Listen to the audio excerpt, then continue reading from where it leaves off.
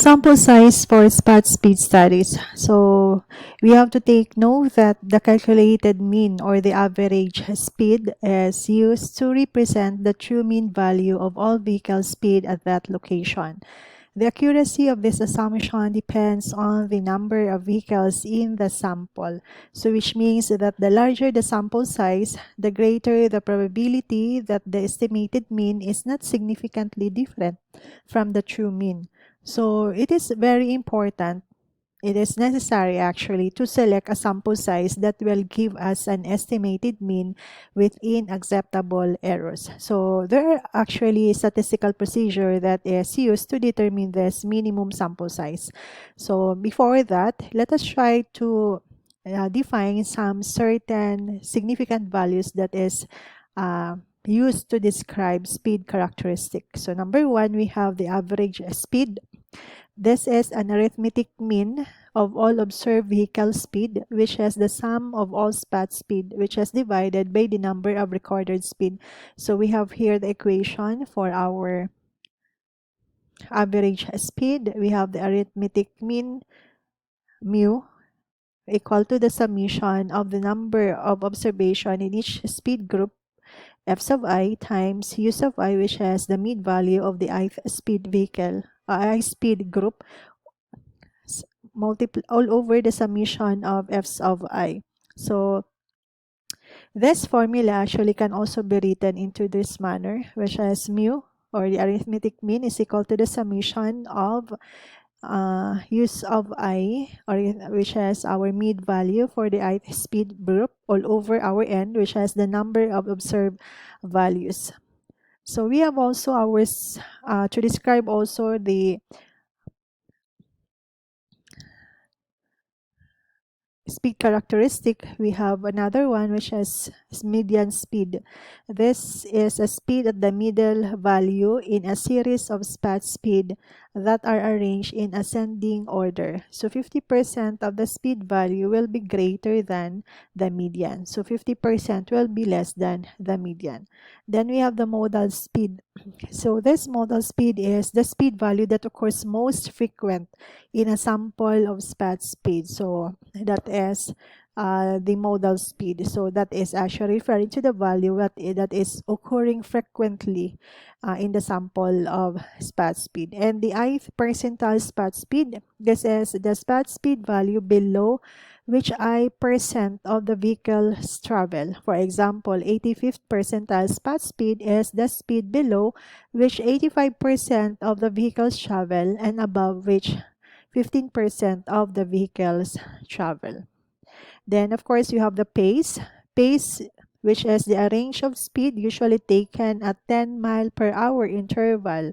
It has the greatest number of observations. So, for example, if we try to set a speed data which includes speed between 30 and 60 mile per hour, so the speed interval will be 30 to 40 mile per hour, or 40 to 50 mile per hour, and 50 to 60 mile per hour. So for this, for this speed interval, we assume a range of 10 mile per hour. So the pace is 40 to 50 mile per hour if this range of speed has the highest number of observation.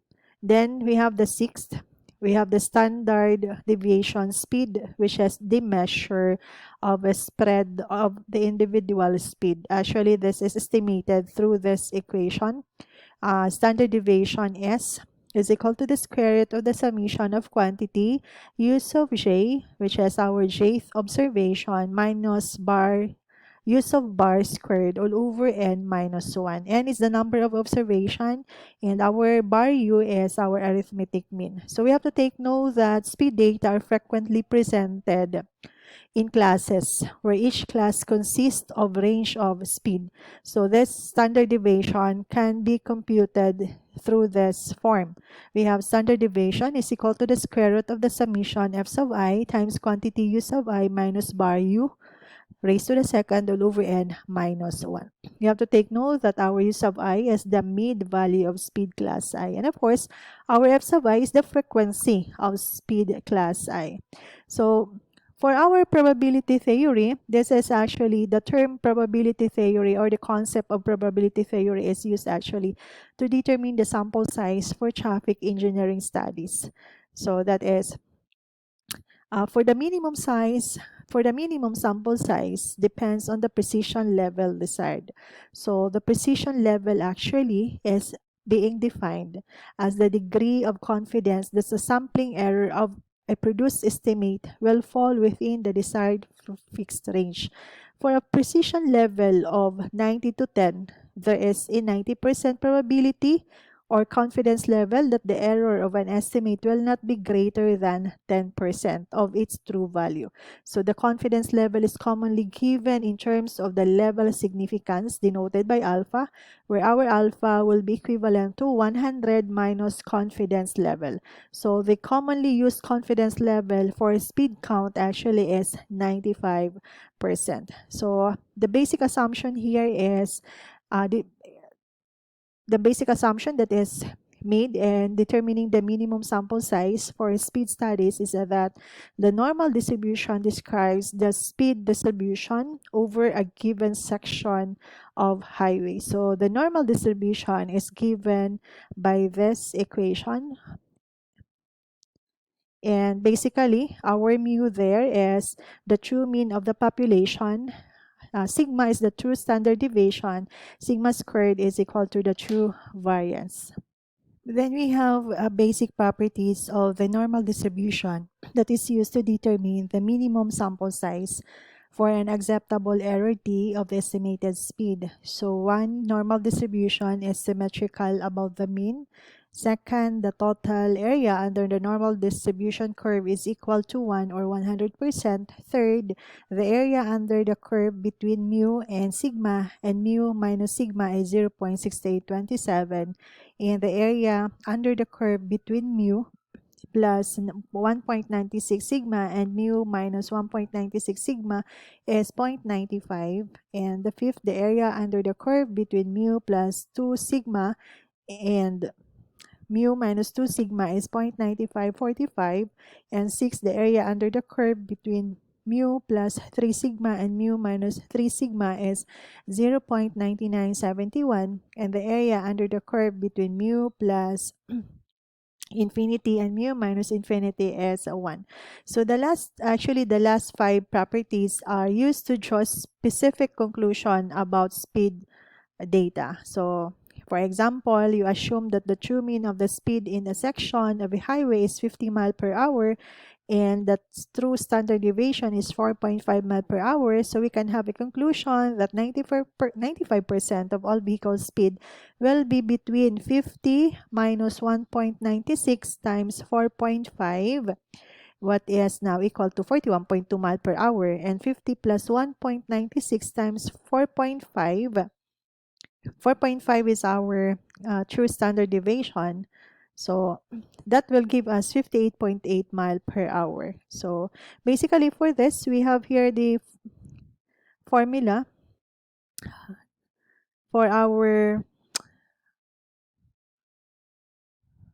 then to get our minimum sample size denoted by capital letter N, that will be equal to Z sigma square, sigma all over D raised to the second. So you have to take note that our sigma is standard deviation, our D is the limit of acceptable error in the average speed estimate. And our Z, of course, is the number of standard deviation corresponding to the required confidence level, which is 1.96 for 95% confidence level. So we have here based on table 4.1. So we have here our table 4.1, which corresponds to the constant corresponding to level of confidence. So we are given with the level of confidence and there is a corresponding value for our constant Z. So this one actually is the figure showing to us the shape of the normal distribution curve. So this now explains the basic properties that we have identified a while ago. We have a sample problem. As part of class project, a group of students collected a total of 120 spot speed samples at a location and determined from this data that the standard variation of the speed was positive negative 6 mile per hour. If the project required that the confidence level be 95% and the limit of acceptable error was positive negative 1.5 mile per hour, determine whether the students satisfy the project requirements. So for this one, we have to identify uh, the minimum sample size. So the minimum sample size to satisfy the project requirements of the student. So our minimum sample size is being given by this equation, which is n is equal to quantity z sigma all over d raised to the second. And we have to identify our variables here. Our capital Z, which is from our table 4.1. So we're given with our confidence level based on the problem that is 95. So we have a corresponding constant Z, which is 1.96. So that is from table 4.1. And our sigma, this is our standard variation, positive and negative 6 mile per hour. And of course, our acceptable error, which is our D, that is 1.5 mile per hour. So if we try to substitute our equation, we have here our specific value for our sample size, which is 61.45. So the result, which is 61.45 or 62 actually, is the minimum number of spot speed that is collected to satisfy the project. However, since the student collected 122 samples, so which means that they satisfy the project requirements. So they collected a sample size of 120 spot speed. However, the minimum requirement to satisfy the project, the minimum sample size is only 62. So which means they satisfy the project requirements. So what are the methods for conducting spot speed studies? So basically, there are methods that is used to conduct spot speed study. It is actually divided into two main categories. We have the manual method and we have the automatic method. However, for manual method, it is seldom used. So what is commonly used is the automatic method, and automatic method actually is being divided into three main categories. We have the use of road detectors, we have the use of radar-based, and the use of principles of electronics. So basically, for our road detectors, this is classified into two general categories. You have the pneumatic road tube and the induction loop.